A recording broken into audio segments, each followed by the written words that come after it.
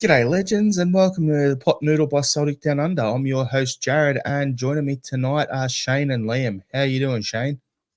Yeah, good. Thanks, mate. Been really enjoying this wonderful burst of spring weather that we've had in Melbourne, and making the most of it by getting out and catching up with a few friends and just soaking up the sunshine, which is set to come to an end tomorrow night, unfortunately. So making the most of it.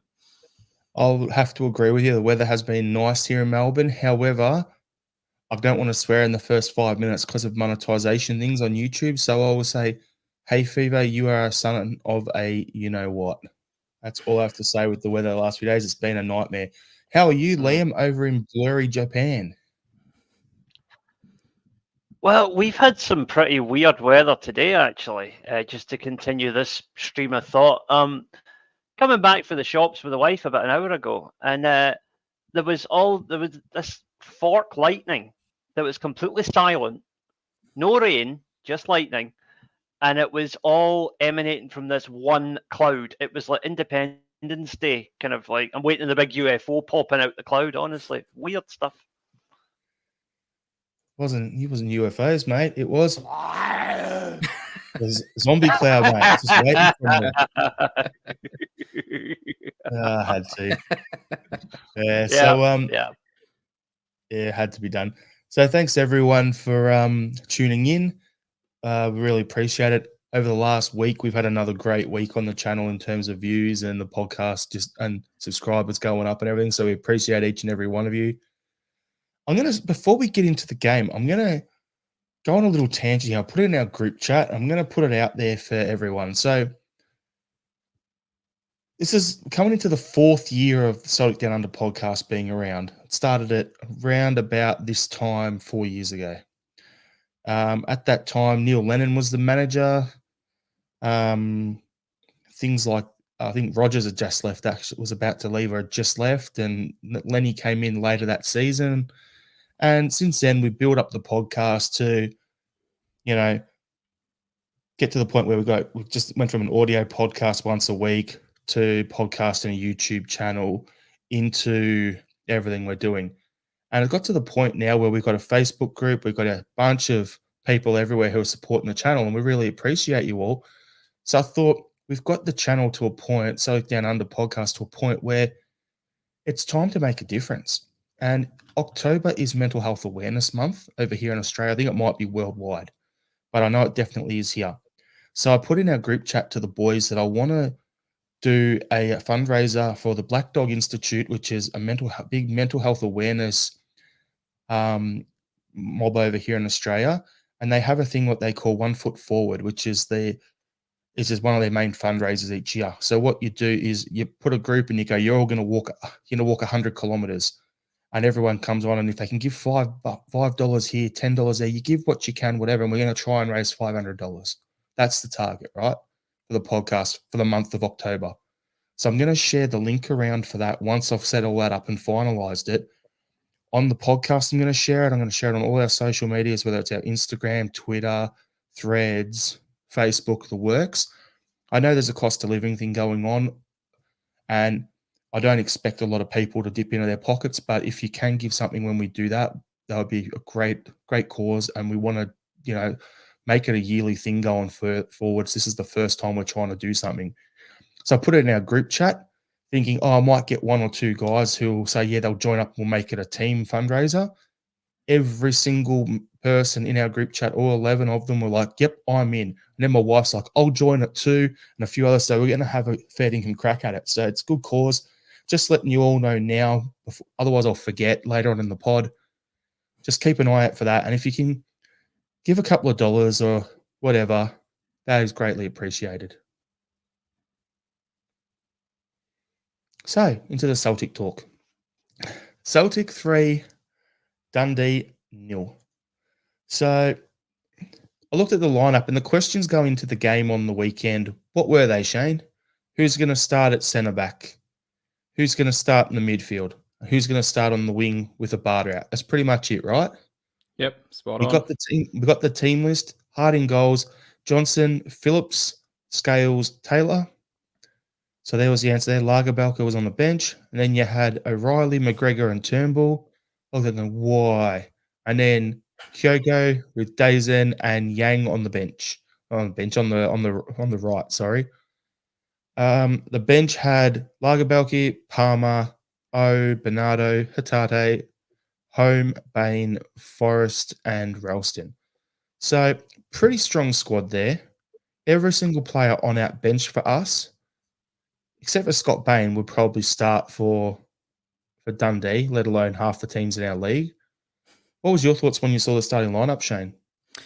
The only, I don't know if necessarily you'd call it a surprise, but the only thing I wasn't too pleased about was just the continuation of the midfield with Turnbull and O'Reilly together. I thought Phillips coming in at centre half made perfect sense. He's a good signing. He's got decent pedigree. We're bringing him in for our Champions League run, which is starting obviously, in a couple of days' time. He needs to get a couple of minutes under his belt, so that makes perfect sense. Bring him in for Lagerbalk, who, between himself and Scales was probably, Scales outshone him at Ibrox, so that made total sense to me. Yang on the right, again, made total sense. We waxed lyrical about him last week. He definitely deserved his crack at that spot with Abada injured, and so that really wasn't surprising. Like I said, the only thing, and it wasn't really a surprise, but Turnbull persisting in midfield was the only thing I sort of looked at and thought, no. I was really keen for Home to get a chance there, just something a little bit different. I thought maybe if Hatate was back, he might not start, so that played out as I expected. But I wasn't super happy with Turnbull persisting next to O'Reilly, and that showed in the end, unfortunately. And Liam, what was your thoughts, mate? Yeah, pretty similar to Shane. My new centre back comes in. You've got to start him to get him some game time with a view to him playing some part in the game tomorrow night. But Turnbull in midfield. Look, he's a very good player, but I don't think he fits with the type of football we're trying to play now. Look, credit to him, he scored the opening goal, albeit with a penalty. And that set us on the road to victory. But we are a much slower, much more plodding midfield when Turnbull is in it. We are a much faster, more flexible, more dynamic midfield when Hatate is in it. And I think, if I'm being brutally honest, either Home or Iwata would have given us more of that dynamic flexibility than Turnbull does. So really, Turnbull is, Turnbull started because Hatate wasn't fully fit. That's the prevailing narrative. But honestly, for me, David Turnbull's about 3 or 4 players down the pecking order in terms of who starts in midfield. So I didn't really get that one. But, the end of the day, we got the job done and we won the game quite convincingly. So that's why I'm not the Celtic manager. Yeah, it was like all the talk at halftime, Liam, was like that, it's another St Johnston game. We're atrocious. I'm sitting there watching the game. I'd been out at a 60th party with the in-laws. I was a little half cut while watching the game and everything. And it was just, I was like, what is this? All this crossing. It was like we get the ball out there, and I thought Yang looked dynamic. Maeda looked good. Kyogo looked good. The midfield, like O'Reilly and Kalmack first half were doing it good, but I thought we were a man down in the middle of the park again, like we were in the first half when we went to Ibrox, but it didn't matter then. Like, I thought Turnbull did nothing in the first half at Ibrox, and it was the same again on the weekend. And the crosses were just going in, and they were either half a step behind the attackers or they were just to nobody. So I was just like, this looks really disjointed. So the difference of that in the first half and in the second half, where, as you said, Liam, about, it could have been Home, it could have been Iwata, but then Hatate coming in. The difference with Hatate for me was he presents to receive the ball, and that makes the midfield move, because a lot of the time Kalmack is like just sitting there and Turnbull's off in his little spot, and if the ball's coming to his area, he moves, but the rest of the time he just holds shape. He doesn't come back towards the ball, where you'd see Hatate, he'd make a run. If he didn't get it, then he'd come back and give an option so Kelmack can play it, and Kelmack can move, and then someone else can slot in, and then O'Reilly gets it. Like, you look at the goal for Kyogo, the movement there where it was Hatade passing to Kelmack with the cross over the top, which I was going to talk about as the next topic anyway, so I'll blur them all into one. But, like, things like that, yeah, Turnbull won the penalty and then converted it, great. But the movement and the midfield presenting and that sort of thing, it looked a hell of a lot better and a lot more fluid in the second half. So Willie said in our group chat, is there a lack of creativity when Turnbull's on compared to Hatade? And is that an issue? And in our league, not so much. In Europe, it definitely will be. But yeah, I just thought that was the way I saw the game in terms of the tale of two halves. Shane, you got anything you want to add? No, if anything, I was just going to pretty much agree with you. It was the quintessential game of two halves in terms of a Celtic performance. The first half was really, really kind of turgid, really sluggish. That we were bringing the centre halves up, bringing the ball up, and they were looking to make passes, but then they weren't getting many options in terms of players presenting, and just the overall movement wasn't there, and we were really struggling to make things happen. You sort of said this was in comparison to the first half or against St Johnstone or a similar game. I actually found this to be worse. At least in that we had a couple of chances. I felt this first half we really kind of struggled to make things happen. There was no tempo, there was no flow. Everything was stop-start. It really, we got to half time and it was like something's going to have to give here because we just can't come out in the second half like that. And we didn't. And I agree, Hatate coming on was a big factor. But even prior to him coming on, I felt like there was a little bit of a difference in terms of the way the team came out after halftime. The passing was quicker. The tempo was better. There was better movement in front of the players who were bringing the ball forward, looking to pass. And then I think from there, it kind of opened up. They lost a little bit of their structure, particularly when they went a goal down. We were able to exploit that space. And no doubt Hatate took that to the next level. But yeah, second half was a vast improvement on the first. There's clearly levels. Like as Liam said, he's probably the fourth option in the middle of the park. Let's be honest here at the moment. So probably the top four guys, in my opinion, I reckon he's our fifth option in midfield, maybe even sixth option. If you look at it, you got Kelmack, you got O'Reilly, you've got Hatate. They're our three main guys. Then it's Bernardo and Home are your next two. And then Turnbull. So that's how deep down the chart he is for me. So I may have even missed someone. Owada could even be above him as well. Quan could even, I don't know. No, that's going too far. Wind your neck in, Jared. Jeez.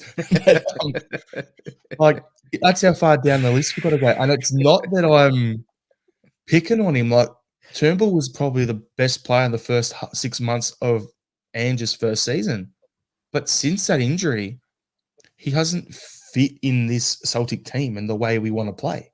So, yeah. I was just going to say there was a moment in the first half which I think encapsulated it, and we actually had a good opportunity. We were bearing down on goal.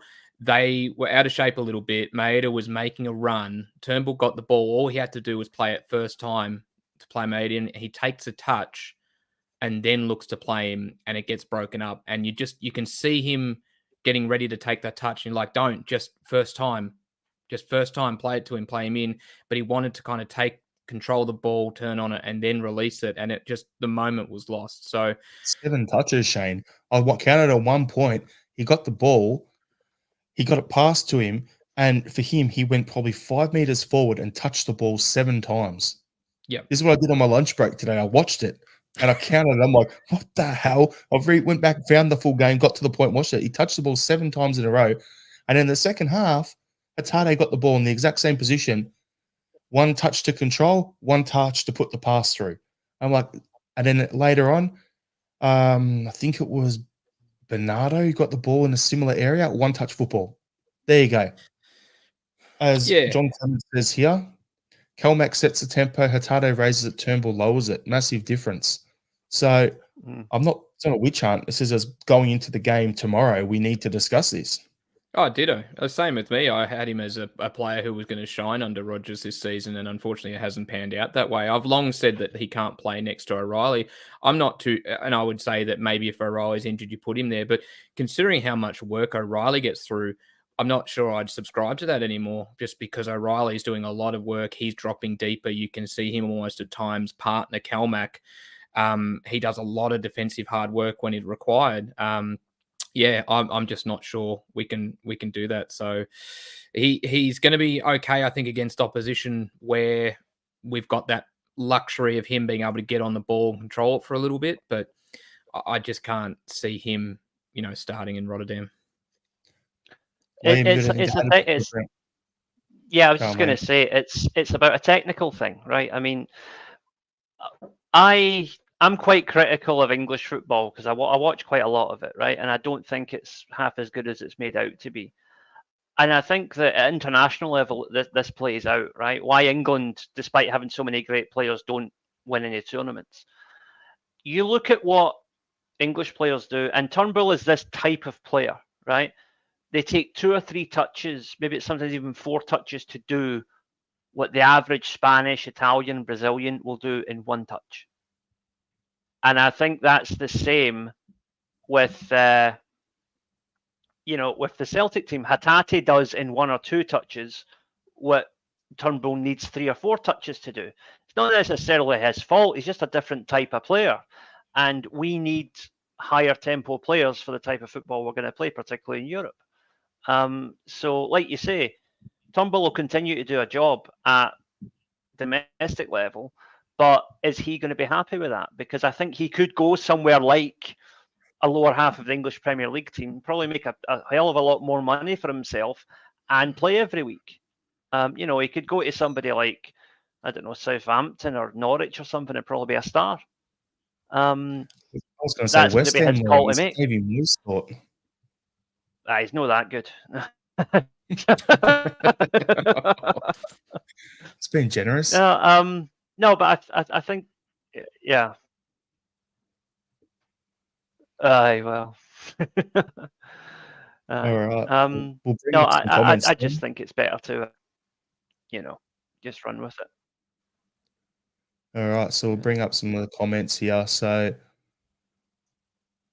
we've got here Andrew Galea. Turnbull is fine against bunkered opposition, but does nothing going the other way. Makes life harder for Taylor. Pegleg is saying Turnbull can't start in Europe. Maybe last 20 minutes. He's not quick enough for that level. Andrew is also saying we want midfielders that can actually play in the middle of the park and get involved both ways. Pegleg goes a double pivot tomorrow and play in the counter. If we leave a lot of space behind, we'll get into trouble. We'll discuss that a little further on, but I think pretty much, I would say probably 3/4 of the Celtic supporter base is all saying the same thing. Andrew's like, so far we've probably played 3 good halves of football this season. Mickey's saying, morning lads, got first half flashbacks to St Johnson game, but after the pen and Hatate came on, we're a different side. He's on another level. Robert Gibson, Turnbull should be left in Rotterdam, moves like a stoned hippie at the best of times. It was a Turgid first half. I was almost on the nod. I'm not going to lie. I was just a little sleepy because I'd been drinking. Could have ended up that way myself. So we got that bit. What else have we got here? RL77, Turnbull is just not dynamic enough, and that's a bit of a game. It's a bit of a game he could change, always being on the move, but he hasn't done that. Red Scotland, I'd rather dump a bag of sand or a traffic cone in the midfield than let Quan play anywhere near a Celtic shirt on match day. We'll bring Liam back in here quickly. He's back. Yeah, I'm back just in time to see the Quan fan club, I can see. Yeah. Andrew Glares, most would have thought Awada would be a Rodgers player. What has happened there? You hearing anything, Liam? No, because Iwata, being the typical sort of Japanese professional footballer that he is, has maintained a dignified silence throughout the entire thing. But I think he's being treated quite shoddily, to be quite honest, because he's not done anything wrong. Well, we got this from Andrew. Liam, surely Iwata and Kobayashi will want to leave come January. What are your thoughts? Kobayashi possibly, Iwata no, because I think there's a future there. Kobayashi with Phillips coming in, with Scales. I mean, again, no offense to Liam Scales, right? But he was one of the first names that everybody thought was going to be out the door come the summer. And he is now starting in games when Kobayashi can't even get into the squad. So I really want Kobayashi to make the grade, but I think we're looking at another Ideguchi scenario, unfortunately. I thought Kobayashi would be the Brendan Rodgers's Jack Hendry sort of player, like the ball playing centre back that he loves. I thought it would have been perfect for him, but yeah, it's not That's happening. the type of player he is when he gets the chance to play, but unfortunately he's not. And to be quite honest, based on how he got ragdolled by both Hearts and Rangers towards the end of last season, you've got to say on performance, he doesn't merit being in that team at the moment, as much as I really want him to prove me wrong. Yep. So bring up a couple more comments. Michael Ross, hail, my upside down chums. Well done with the reverse there. You did well reading that too, so good job. I appreciate him doing the Japanese thing of writing from right to left as well. That was well played, mate. Well played. Making Liam feel at home. Right. Yeah, so I'm just going through here. What else do we have? Yeah, Rogers will have a master planner, as they say in Japan. Over to you, Liam. Can you say that in the channel? No, it's something about orange so-and-so's, so I'm not going to repeat it.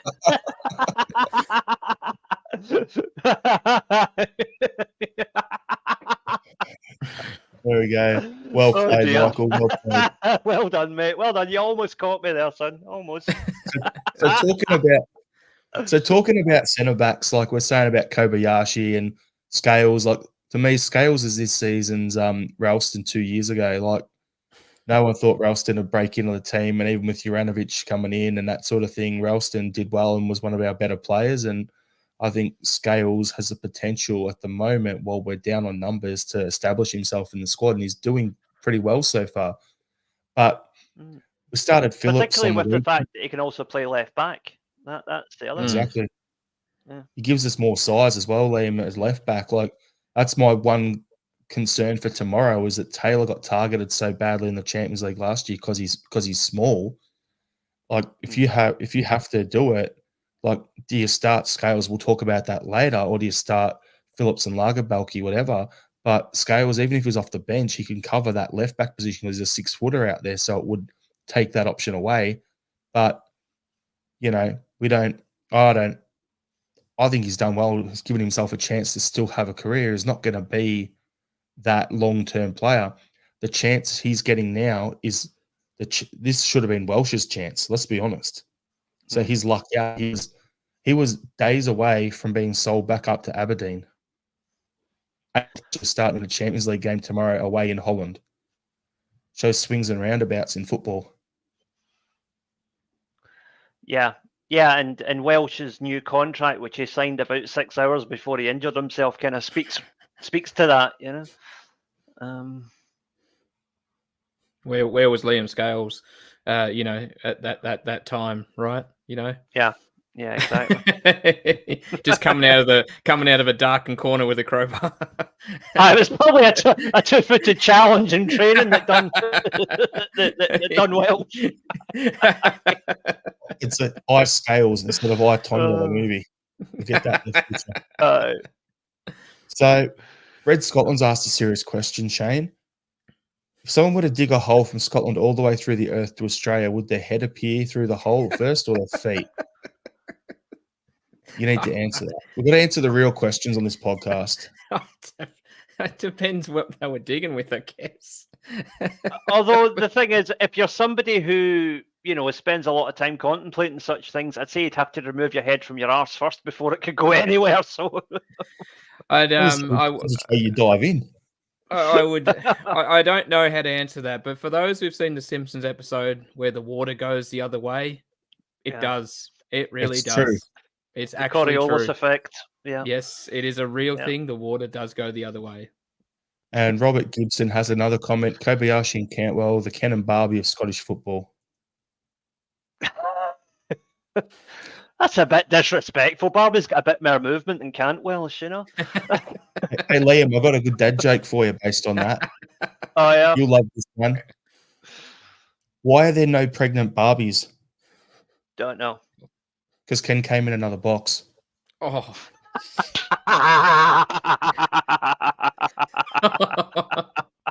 There we go. Oh, there we go. You're all weak. Paywall, everyone. That's the sort of stuff that we joke about, that's behind the paywall. There we go. Put your bad dad jokes in the comment section. We love it.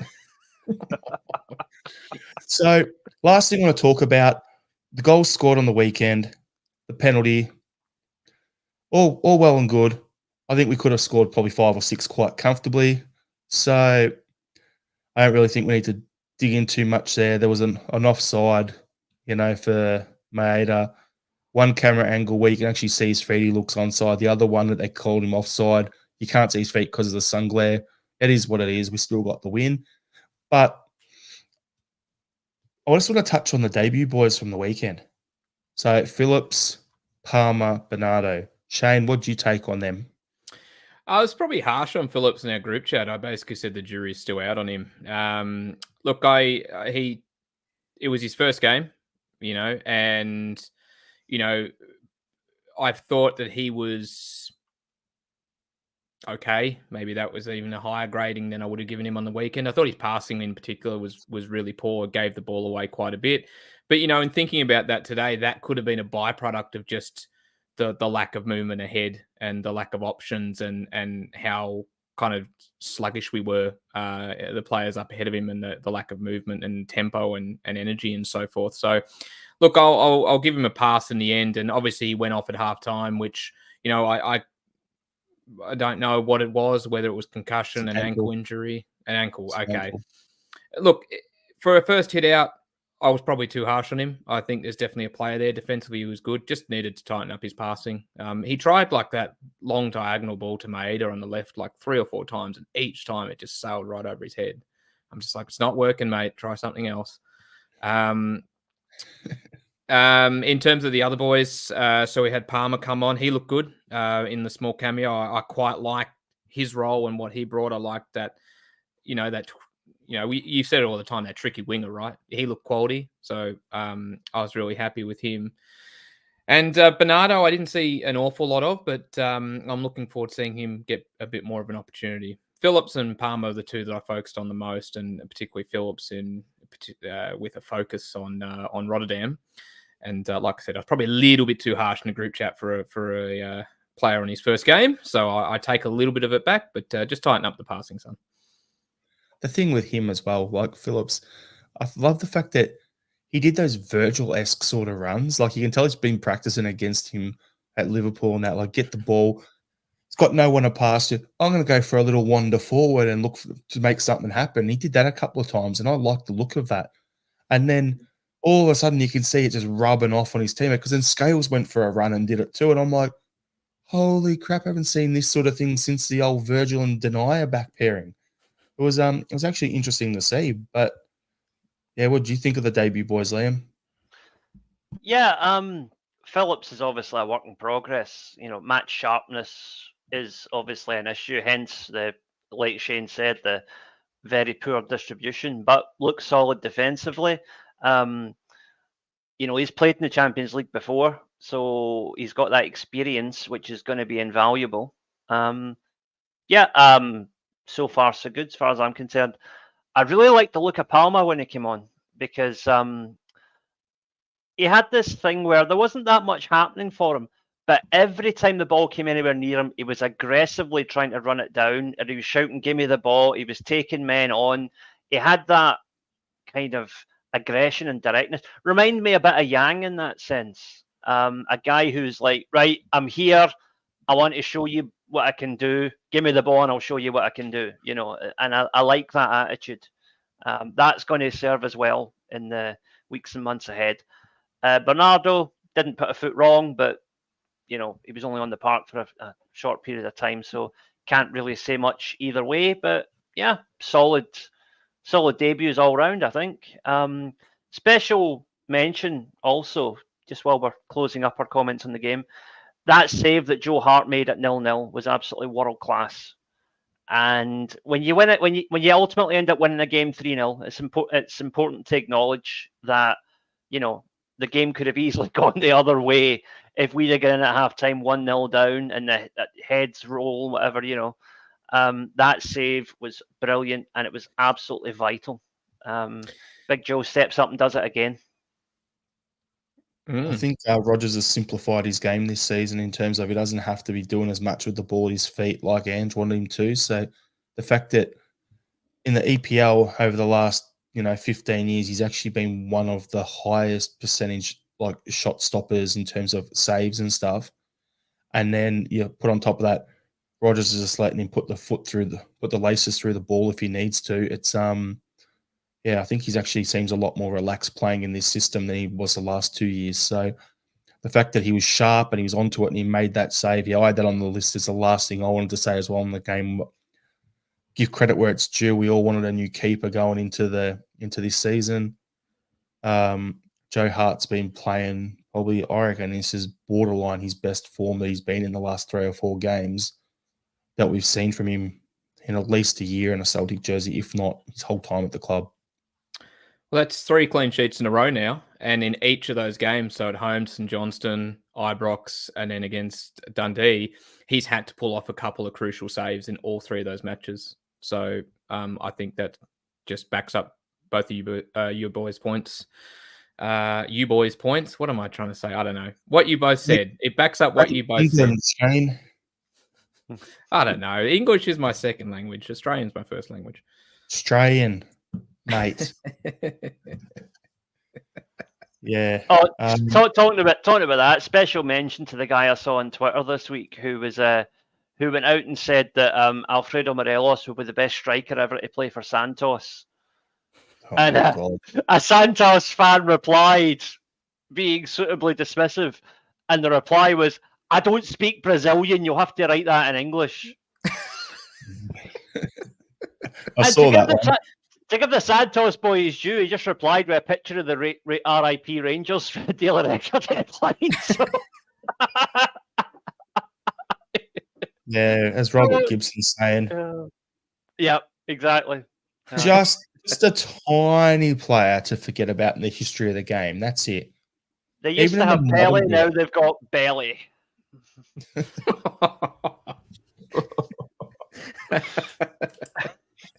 I was going to say, now they've got Bellend, but you've gone one better. All right, so we'll crack on a little bit. So the Barrowfield redevelopment that we've been talking about on and off on the pods for the last 6 months or so since the story came out is actually happening. It's been approved by the council and all that sort of good stuff. So I think it's great.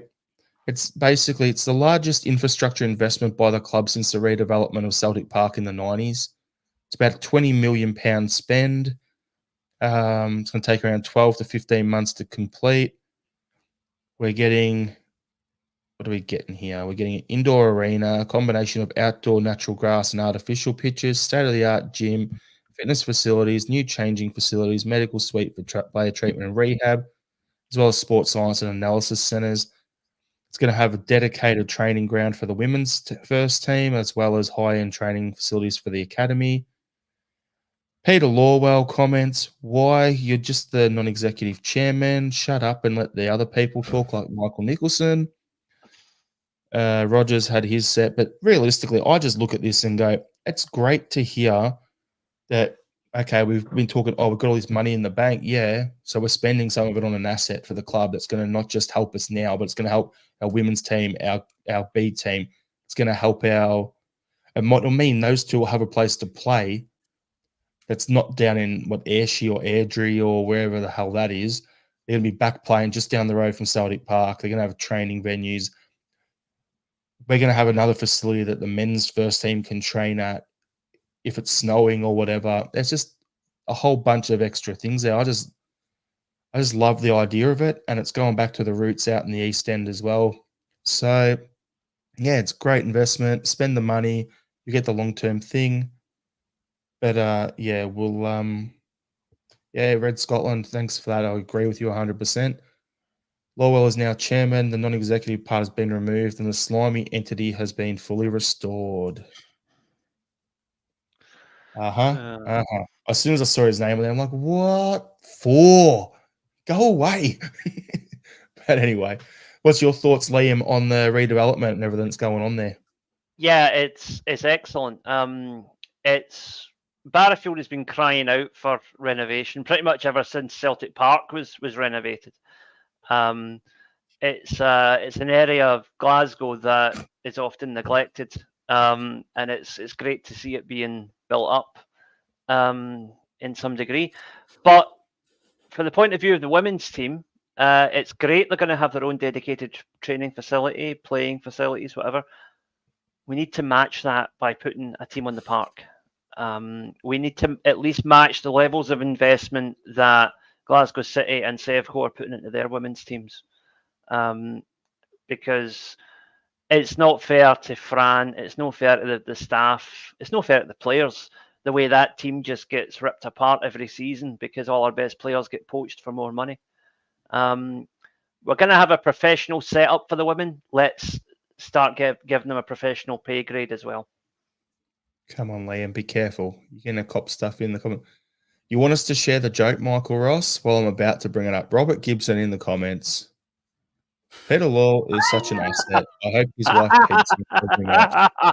That's the joke we were all cracking up laughing over, mate. Oh dear. I'm not professional enough to not laugh when I see that stuff come up in the comments. The other boys are very good at keeping a straight face. I can't multitask that well, so I'm usually a dead giveaway. I'd be the worst kind of straight man in the joke because I'd just give it away all the time. So what you're saying is, Shane, in those circumstances, your hands are full, so you have to abdicate to somebody else, right? I'm holding a pen, so yes, one hand's full. The other or his kangaroo. Which one? That leads to another joke, but I won't air it. It's not for this time slot.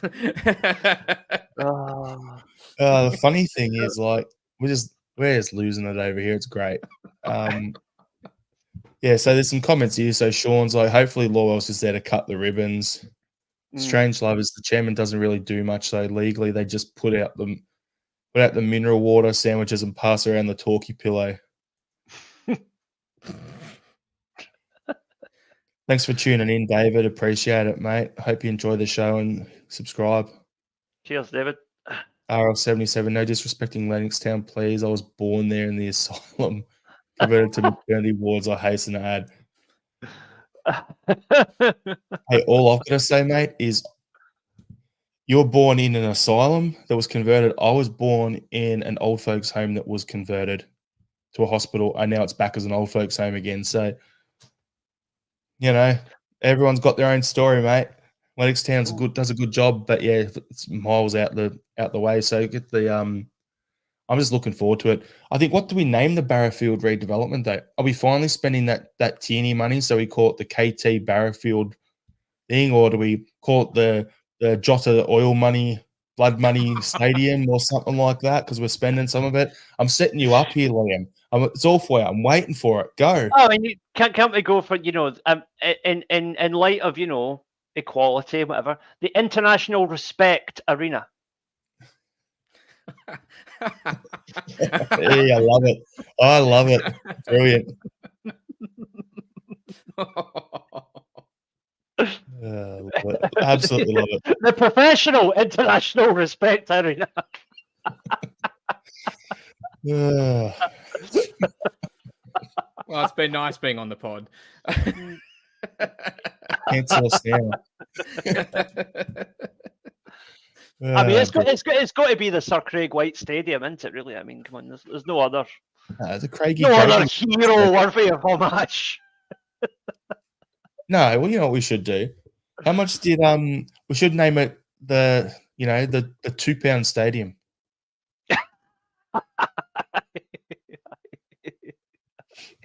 Just for a laugh.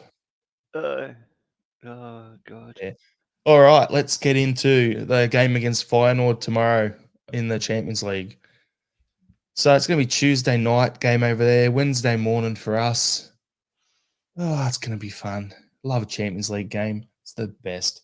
So I'm going to bring up some comments before we get into it all. So Michael Ross commented, Feyenoord are missing both their strikers through injury and suspension. John Clements was, we don't have any pace at centre back at the moment or left back. I'm worried about ball over the top. Lagerbalke had to cover for Scales and Taylor on a couple of occasions, and he's not quick.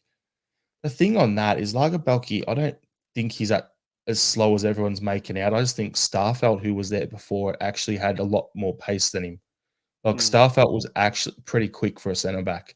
So I think it could be a little from column A, a little from column B, but yeah, we'll soon find out. Mahesh with a nice little bit of slander here. Fire duds mids are the problem. Never seen them called fire duds, but here we go. Mids are the problem. Celtic need to slow down their transition. So expect Rodgers to sit deeper. Fire duds defense can be got at. Not much quality there. I'm kind of agreeing with their midfield and defense. I think that's where the match is going to be won. I think we'll probably try to play a bit more counter-attacking, but we'll get into that in a minute.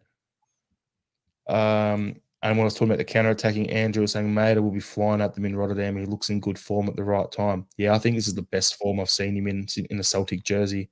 Liam can, blow wind up his ass and everything from his time in Japan about his career best form and everything. But I'd have to catch him first. I was going to say, Liam, is this the best form you've seen him in a green and white jersey? Yeah, it is. He's It was interesting last week actually when I watched Japan play Turkey that Japan actually deployed him on the left wing, with Kyogo up front. I think maybe even Moriasu's coming around to the idea that Maeda's best position might be wide left. So yeah, maybe Moriasu's copped a kick in the dick and actually decided that he's going to play them where they play for their club because he's not the best. He's a hopeless manager, in my opinion. But, like it matters to me. He's very, very fortunate to have arguably the greatest set of players Japan have ever had at the moment. That's Moriyasu, I think, is a mediocre manager surrounded by some very, very special players right now. But that's another story. Like Graham Arnold with the Socceroos. Yeah. Same situation. There we go. I said it. Shots fired. I don't like Graham Arnold. Really? You've never mentioned that before? Ex-Hun payroll. Just come as a bit of a shock. Oh. Anyway, what? Just teeing off now. I've lost it. Oh dear. Yeah. All right. Not to swear on the pod, but I've just lost it today. Good fun. All right. So, current results for Feyenoord.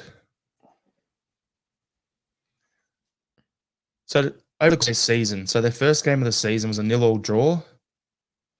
Their second game, but they had a man sent off. The second game of the season was the Rotterdam derby, 2-2 draw away from home. Third game of the season was a 6-1 win against Almere. The next game against Utrecht, 5-1 win. And on the weekend against Heerenveen, they won 6-1. So in some absolute good form going forward, but as we said in the comments, defensively they can be got at. So the game, I think it'll come down to the midfield. Another thing to think about though, with talking about them, is they've got us on Tuesday, but on the weekend, on Sunday, they're playing against Ajax in Amsterdam. Oh, so if you look at it from their big perspective, are they going to think we are the easier one? And are they going to rest players for this, keeping them fresh, ready to go for Ajax on the weekend and think they're a pot 1 club, we're a pot 4 club. Let's just not put all their strongest players out there and get through the game, get their team back to full strength and play Ajax on the weekend. That's something to look at it. So that's why I brought up this whole thing, because with their lineups and everything, with their fixtures, because what's going on there, it's going to be so many subplots there. But I think, yeah, as Michael's saying, tomorrow will be huge for them. They'll want to get off to a good flying start at home. And if they're in the form where they're, 16 goals or whatever it is in their last 3 league games, they're going to want to keep that form going. They're going to want to go out there and just try and smack us. So, how's that make you feel, Shane? Well, I don't think we're keeping a clean sheet. That's pretty much part one. Look, they sound like they've been in great form. They're scoring for fun, right? I think someone put in the chat just before 17 goals in 3 matches, pretty much just backing up what you were saying. I think the game against Ajax on the weekend opens up a little bit of a conundrum for them, but I probably agree with Michael in the comments. I can't see them treating their first Champions League game, as a fait accompli and putting in weakened players against us, or their sort of second string players thinking that that they can take us lightly. I think that would be pretty foolish of them. And you don't really want to do that, particularly in your first Champions League match. You want to set the tone for the rest of the group. So I think we're going to expect a pretty fired up opposition. I think they're going to come at us.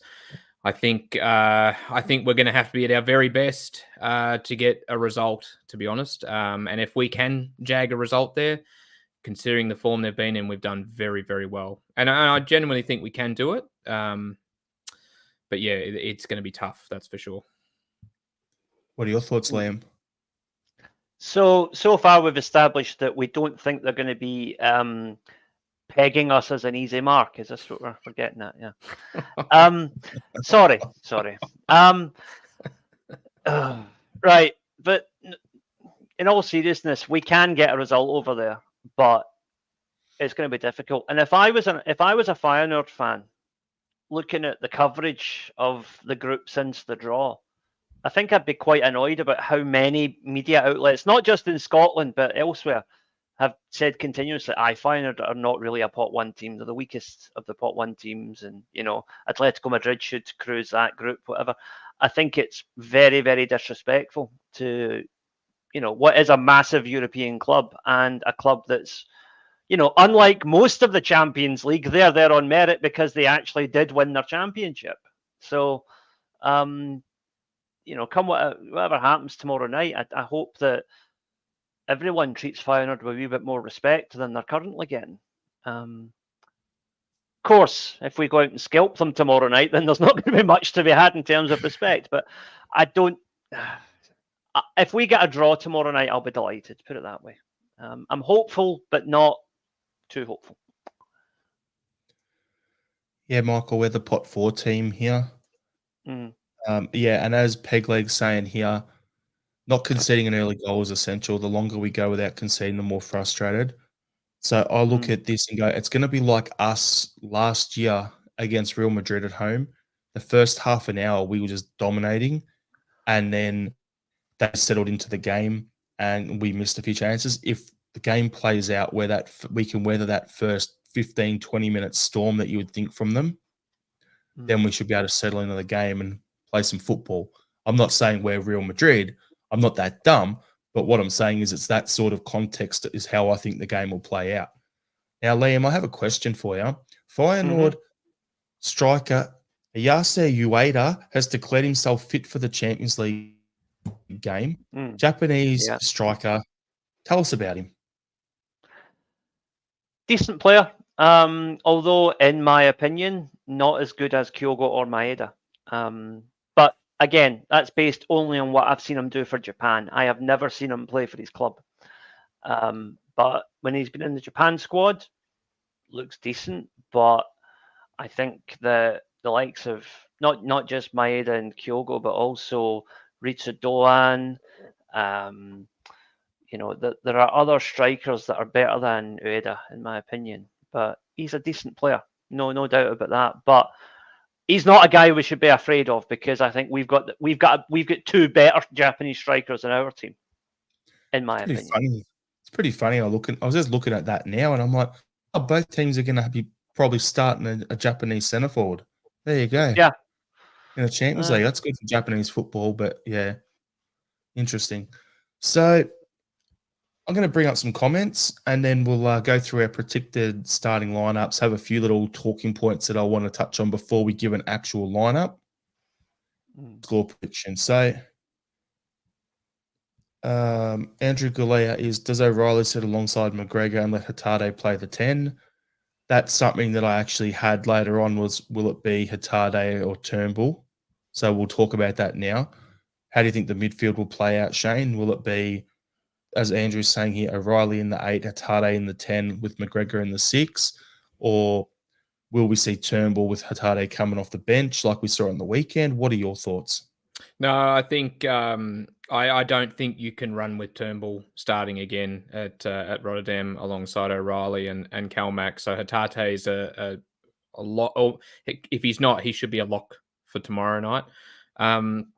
In terms of how the dynamic in terms of midfield, I'm not sure. I think you'll still have I can't see us deviating away from the 2-8s, and I think Hatate provides a lot of dynamic and energy that means that we can still have the 2-8s with O'Reilly and Hatate.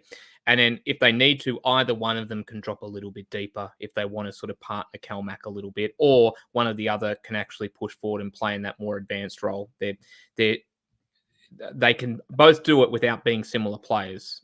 We've got a good dynamic with all three of those in the middle of the park. So I think you'll probably have more Hatate and O'Reilly as the 2-8s with Calmac sitting in that deeper role, and then they'll just kind of feel their way through it and move about where they need to. And before Liam gives his opinion, Robert Gibson is saying Turnbull will start as dick pics at BR. Liam snorted everyone. No, is that dick pics of BR or dick pics of the girl that BR was with? Anyway, Oh, allegedly. We're not seeing next Monday, are we? It's been a good run while it lasted, lads. It's been a good run while it lasted. No, oh God, what was I even going to say there? Yeah, it's going to be Hatate starting. Putting Turnbull in there just sets us up for a pegging, you might say. But no, I just, it's going to be a fast-paced, intense game tomorrow night, and that is not Turnbull's game. Oh, jeez, we've gone off the rails tonight. I know we say like the pot noodles, like guys having a drink at the pub. Is it late to strap on a pegging rep for that?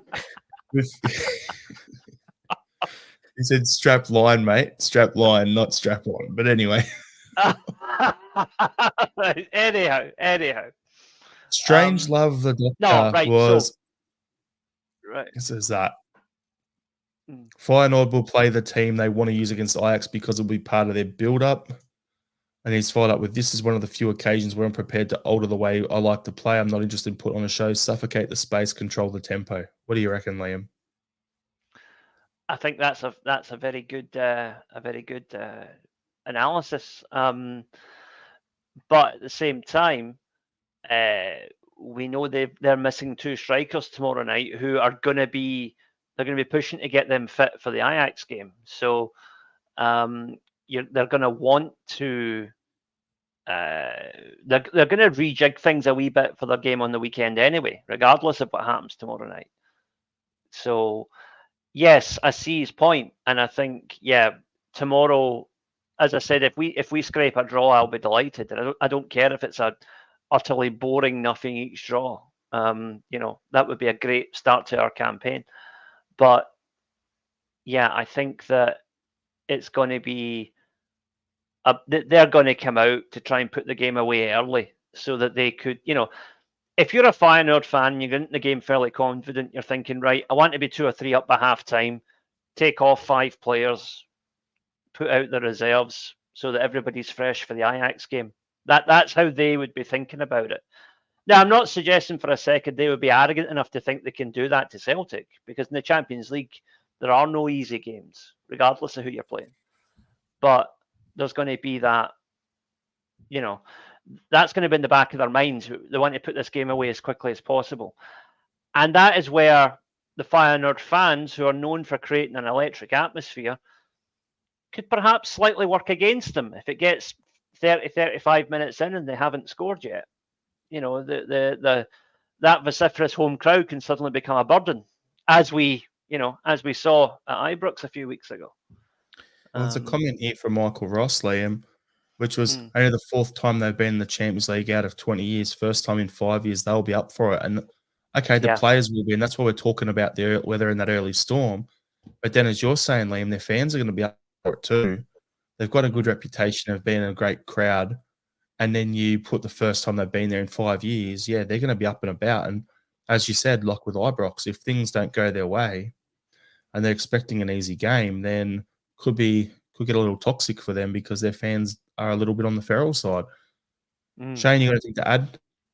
No, I was just going to say the one thing we need to also remember is going to be obviously a different, or potentially a different approach compared to when Ange was in charge and our previous Champions League performances. Brendan, I think, with Ange, it was, we're going to go out, we're going to play our way, we're going to do our thing, and we're just simply going to play exactly how I want to play, continue, attack, play, go forward, everything right.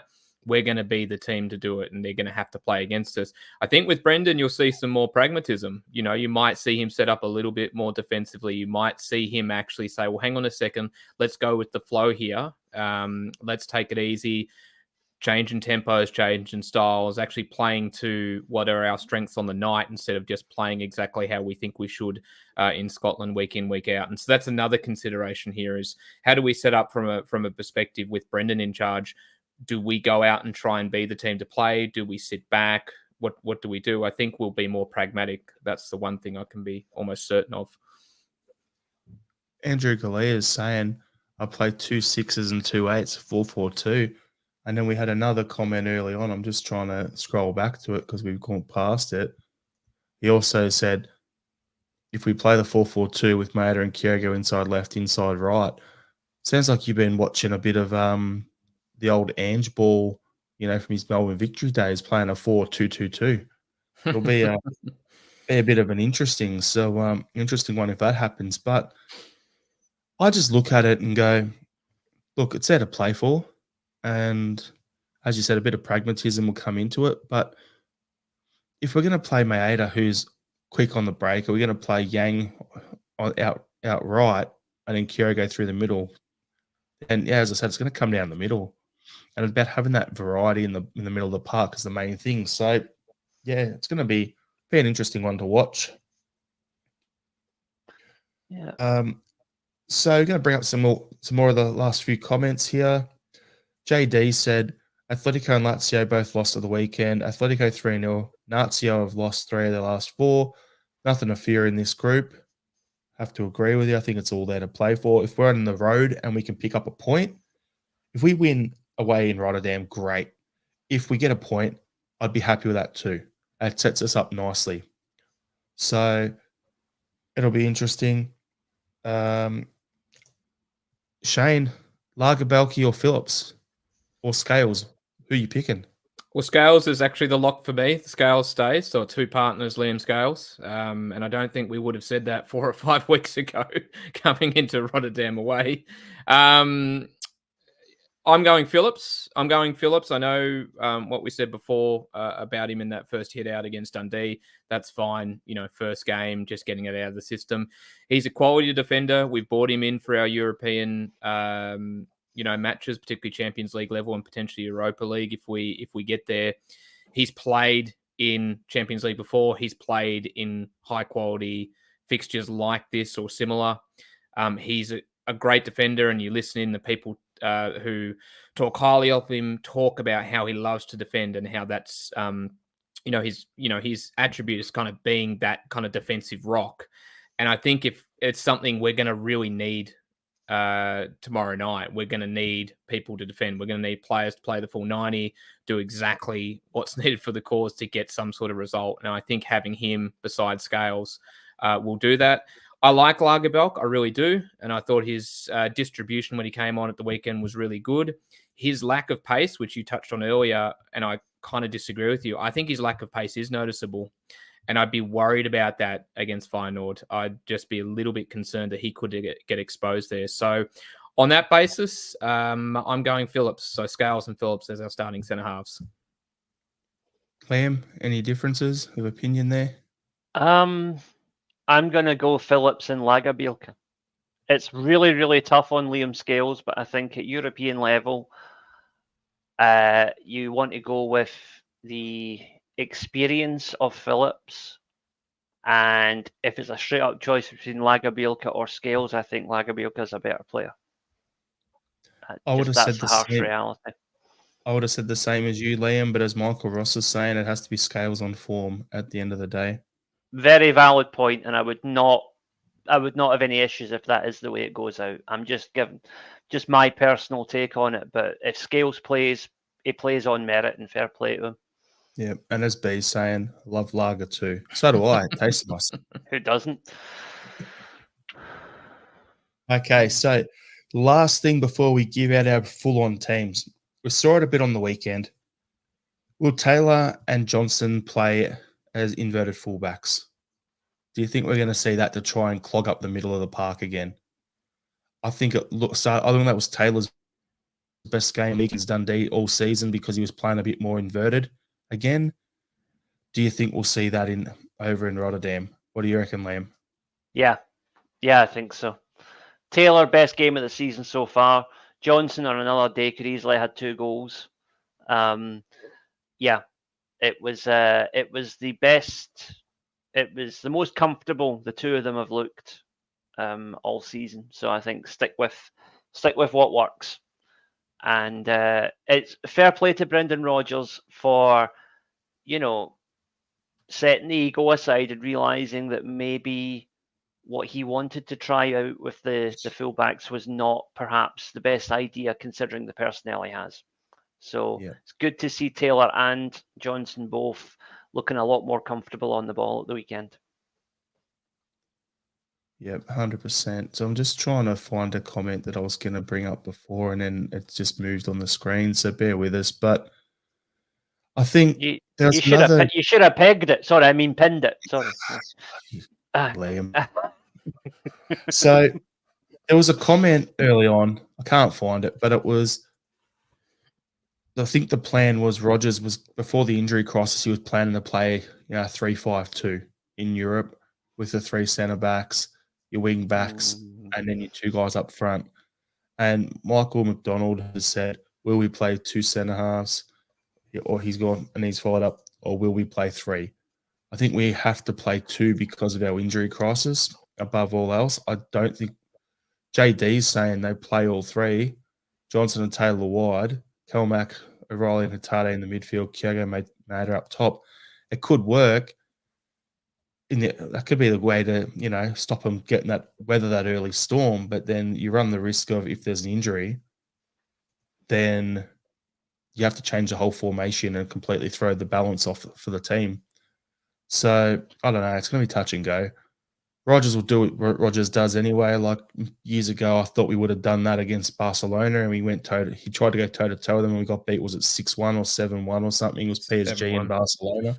Yep. I think you would have learnt since then, but yeah, it'll be interesting to see how it all plays out. And Pegleg was saying the game might actually suit Scales more because I expect we'll be more defensive, not as much space behind him. Valid point. John Clemens will miss Abada tomorrow. His pace on the counter-attack is a huge asset, so it's so good when teams are camped in. It's not so good. Michael McDonald said this. I heard someone say Kyogo is the closest thing we've had to Larson. Agreed. I would agree, and let's hope he comes and absolutely rips him a new one tomorrow. That would be brilliant. So we get to the point here. What's the starting lineup going to be? We'll go line by line through the squad. Okay, so Hart in goal. Shane picked the defense. Taylor left back. Scales and Lagerbielke. Scales and Phillips. Nearly caught myself out then. Scales and Phillips is the 2 starting centre halves, and Johnston right back. Liam, what's the midfield? Midfield, McGregor, O'Reilly, Hatate. And attack will be Kyogo with Maeda on one side and Yang on the other. I think pretty much everyone is wanting to see that sort of lineup. Hope we get out there and get the business done. And score predictions. I'm going to bring up the first score prediction, and it's not from any of us. It's from Tony Cassidy, being a man from, ripping what's normally in my heart every podcast when I say we're going to win 10-0. So, Tony, fair play. Someone had to say it. It wasn't going to be me tonight, so good on you. I think, as I said earlier, if we get a win, I don't care if it's 2-1 or if it's 3-2, whatever. We're going to concede. Let's be honest. Yeah, they will score goals. We will score goals. So if it's a draw, I'd be happy with the point. If we win, even better. I'll be buzzing at work. So on the Wednesday all day, they'll motivate me all day, and then I'll get home and I want to watch the game again that night. So yeah, I'm going to go with 2-2 draw. What do you think, Shane? I think this is going to be a draw that we grind out, and that when we come away with it is going to be another important moment in our season going forward. I'm saying we come away with a 1-1 draw. And Liam? I was going to say 2 each as well, so I'll stick with that, 2 each. Andrew Galea, he says, I hope we don't get spanked. Oh. The spanking gets done on the weekend, for those basing themselves in Amsterdam, coming down for the game instead of, being in Rotterdam. It's a different town, talking about spanking in Holland, but, I get your point, mate. Yeah, in fairness, Celtic won't be the first group of men to go to Rotterdam and get shagged if it does happen tomorrow night, B's saying 3-2 to the Hoops. So, yeah, good fun. All right, everyone. Thanks for joining us tonight. Thanks for tuning into the podcast. If you haven't done so and you liked what we've done, hit the like button if you're watching on YouTube. Share the podcast around. Subscribe to the channel via your podcast app or on YouTube. We're trying to keep growing it. We're back on Thursday with the Thursday sesh to review the game against Feyenoord, preview the game on the weekend. Other than that, we'll get some final thoughts and then we'll leave the pod. So, Liam, get a final thought. Interesting little mathematical statistic. I noticed in his conference last week that Rangers manager Michael Beale said that they had 21 shots on goal, which is more than any other team in the league prior to last weekend's games. Which, funnily enough, by sheer coincidence, 21 shots. It's also number of shots the average Hun fires up his cistern a given week.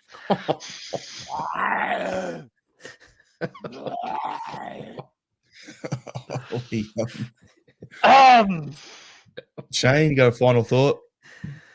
Oh dear! How do you follow that? It's just been nice being on the pod, I guess. Now I'll give a quick shout out to former Aussie Hoops Scott McDonald. He's in charge of Gold Coast United. Sorry, not Gold Coast United. I'll get in trouble for that. The Gold Coast Knights in the NPL in Queensland. So he's been managing them for the past few seasons. They wrapped up the championship on the weekend, which to go with their Premier's plate, finishing top of the league, and they also won the cup competition as well. So that's 3 trophies for Scott in this past season at Gold Coast United. So shout out to you, Scott, and maybe a smoky for the vacant Central Coast Mariners job. So just good to see Scott doing well in his start of his managerial career. I've seen people mentioning his name who are connected to the club, so fingers crossed. It'd be great to see that. My final thought was going to be real simple. Please share the podcast around on your social medias. That's it. Grab the videos, share it around. Don't want to sound desperate, but come on, let's keep growing this thing. We've got Andrew saying stuff like this. We've got Michael saying stuff like this. Get around it. Let's grow the pod together. Appreciate you all. Thanks for tuning in. We'll see you on the next pod. Hail, hail. Hail, hail.